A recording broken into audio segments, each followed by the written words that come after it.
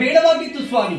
ಈಗಷ್ಟೇ ಕೂಗಿ ಕೇಳಿ ಬಂದಂತಹ ಒಂದು ಬೊಬ್ಬೆ ಇದು ರಾಕ್ಷಸಿ ಬೊಬ್ಬೆ ಎಲ್ಲ ಅನುಮಾನವೇ ಇಲ್ಲ. ಭಯ ಮಾಡ್ತಾ ಇದ್ದೆ ರಾಮ, ನಾನು ಏನ್ ಮಾಡ್ಲಿಕ್ಕೆ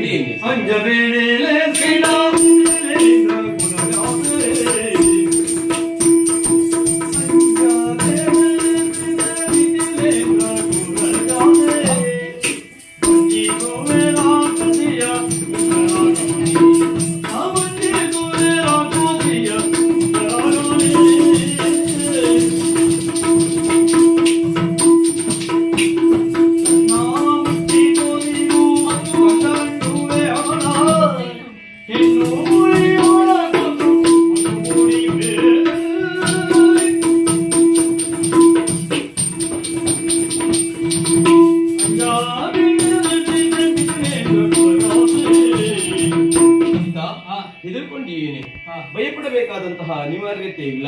ಆ ಕಡೆ ಒಬ್ಬಿಡಬಹುದಾದಂತಹ ದುಷ್ಟರ ಕಸಿ ಇಲ್ಲಿವರೆಗೆ ಬಂದು ನಿನ್ನ ಪಾಲಿ ತೊಂದರೆ ಕೊಡುವುದಕ್ಕೆ ಮುಂದಾದದ್ದೇ ಹೌದು ಅಂತಾದ್ರೆ ಅಂತಹ ಕಾಲಕ್ಕೆ ಯಾವುದೇ ತೊಂದರೆ ಆಗಲಿದ್ದ ಹಾಗೆ ನೋಡಿಕೊಂಡು ಆ ದೃಷ್ಟಿಯನ್ನು ಕೊಂದು ಮುಗಿಸಿ ನಿನ್ನ ರಕ್ಷಣೆ ನಾನು ಮಾಡ್ತೇನೆ.